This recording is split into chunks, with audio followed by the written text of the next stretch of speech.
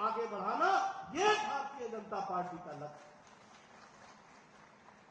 मुझसे कई बार कोई पूछता है कांग्रेस पार्टी का पता क्या है, तो मैं कई बार बोलता हूं कांग्रेस पार्टी का पता लापता है। ये लापता है।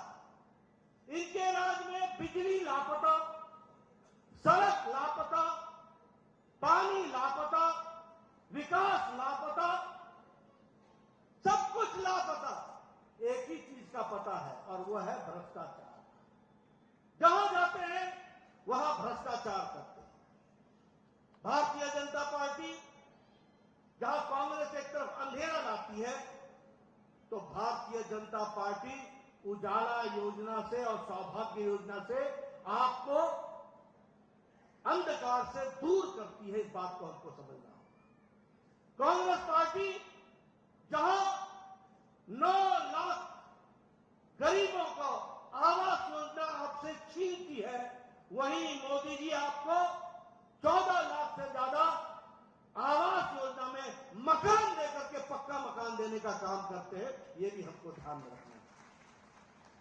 जहां कांग्रेस पार्टी आपको गरीबी की तरफ ढकेलती है, वहां प्रधानमंत्री मोदी जी 80 करोड़ की जनता को प्रधानमंत्री गरीब कल्याण अन्न योजना में मुफ्त राशन देकर के 13.5 करोड़ लोगों को गरीबी की रेखा से ऊपर उठा देते हैं और विकास की ओर उनको ले चलते हैं। ये हमारा लक्ष्य रहा है। और उसी तरीके से फ्री इलाज, ये आयुष्मान भारत के तहत 50 करोड़ लोगों को, यानी भारत की 40% की आबादी को 5 लाख रुपए गंभीर बीमारी के लिए लड़ने के लिए, उसके लिए प्रधानमंत्री मोदी जी का आयुष्मान भारत हम लोगों को, गरीब लोगों को मदद करता है ताकि वह गरीब इलाज करा सके। लेकिन मैं आपसे पूछता हूं, क्या यह सच्चाई नहीं है कि आज राजस्थान 5 बातों के लिए जाना जा रहा है? पहला जाना जा रहा है रेप और महिला उत्पीड़न के लिए, दूसरा किसानों के साथ धोखा करने के लिए, तीसरा सरपंच से जुदा ये नारा लगता है, और लोगों को, जिसको कहते हैं कि छदम धर्मनिरपेक्षता, उसका हमको यहां प्रमाण देखने को मिलता है। मंदिरों पर बुलडोजर चलता है। जिस पेपर लीक की आपने बात की, युवाओं के साथ विश्वासघात होता है। बताइए, ये 5 बात के लिए आज राजस्थान जाना जा रहा है कि नहीं जाना जा रहा है? जाना जा रहा है कि नहीं जाना जा रहा है? जाना जा रहा है कि नहीं जाना जा रहा है?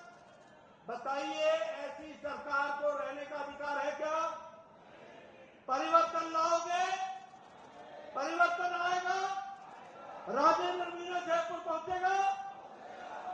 मित्रों, मैं बार बार आपको कहता हूं, ये कैसा राज है? आज भ्रष्टाचार की बात करें, अगर आपके यहां कुल मिलाकर के 1 किलो सोने की ईंट आपके सेक्रेटेरिएट में मिले, अगर आपके सेक्रेटेरिएट की अलमारी में 2 करोड़ 31 लाख रुपए नगद मिले, तो आप बताइए भ्रष्टाचार हो रहा है कि नहीं हो रहा है? भ्रष्टाचार हो रहा है कि नहीं? गहलोत की नाक के नीचे हुआ है कि नहीं हुआ? आप बताइए, गहलोत के परिवार ने और इनके परिवार के लोगों ने ठेकेदारी में 11,000 करोड़ रुपए का रिश्तेदारों ने ठेका लिया कि नहीं लिया? लिया कि नहीं लिया? इसके भाई ने, गहलोत के भाई ने फर्टिलाइजर में सब्सिडी वाला फर्टिलाइजर एक्सपोर्ट किया कि नहीं किया? भ्रष्टाचार किया कि नहीं किया? केस लगे हैं कि नहीं लगे हैं? आपने 25 तारीख को राजेंद्र मीना जी को भेज देना, SIT बैठवाऊंगा और ऐसे लोगों को जेल के सिक्कों के पीछे डाला जाएगा। ये आप ध्यान में रखिए। मैं महिला उत्पीड़न की बात करूं, मैं महिला उत्पीड़न की बात करूं, आज राजस्थान महिलाओं में रेप में नंबर 1 पर है। पिछले 5 साल में 10 लाख से ज्यादा केसेस हुए, 10 लाख से ज्यादा 5 साल में। आप बताइए, प्रतापगढ़ की घटना उठा लो, अलवर की घटना उठा लो, भीलवाड़ा की घटना उठा लो, चूरू की घटना उठा लो, बाड़मेर की घटना उठा लो,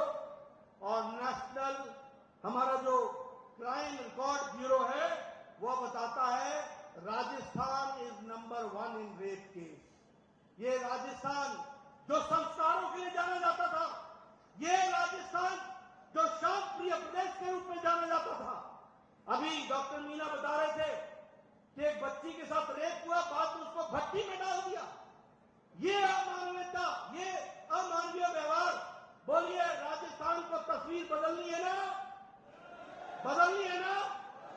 तो बदलनी है तो गहलोत को घर पे बैठाना होगा और भारतीय जनता पार्टी को जिताना होगा। इसके लिए आपको काम करना पड़ेगा।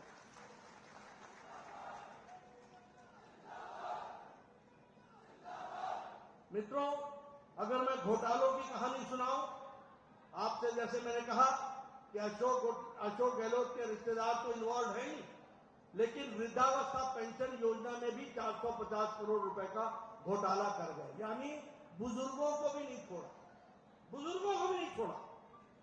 ऐसी सरकार को रहने का अधिकार है क्या? मैं फिर पूछता हूं, 25 तारीख को न्याय कर दोगे ना? मित्रों, एक और बात मैं आपसे चर्चा करना चाहता हूं, और वह है आजकल हमारे बहुत से कांग्रेसी नेताओं को राम याद आने लगे, राम याद आने लगे। वैसे ये कई कांग्रेसी लोग हैं जिन्होंने एफिडेविट में लिख करके दिया था, एफिडेविट में, कि राम वाल्मीकि रामायण में राम काल्पनिक है, इसका कोई वैज्ञानिक आधार नहीं है, इसका कोई ऐतिहासिक आधार नहीं है, इसका कोई प्रमाण नहीं है, और आजकल राम का नाम लेकर के चले। कई लोग जनेऊ बोलते हैं, मैं जनेऊधारी हूं। ये इनको पता नहीं कि जनेऊ इधर से पहनी जाती है या इधर से पहनी जाती है, ऐसे जनेऊधारी हो गए। और ये नए नए राम भक्त हुए हैं, इनको ये भी नहीं मालूम कि राम का वनवास 14 वर्ष के लिए था या 13 वर्ष के लिए था। ऐसे लोग आजकल भगवान का नाम लेने लगे और हमारी हेठी किया करते थे, हमारा मजाक उड़ाया करते थे। कहते थे हम मंदिर वहीं बताएंगे पर तिथि नहीं बताएंगे।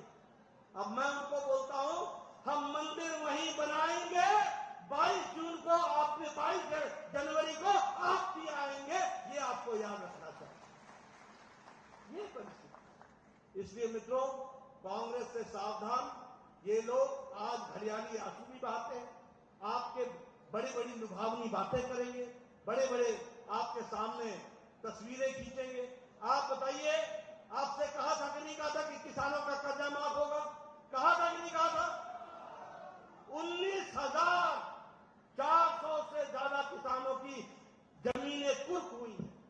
और आज मैं घोषणा पत्र में बोल करके आया हूं कि उनको हम कैसे कंपनसेट करें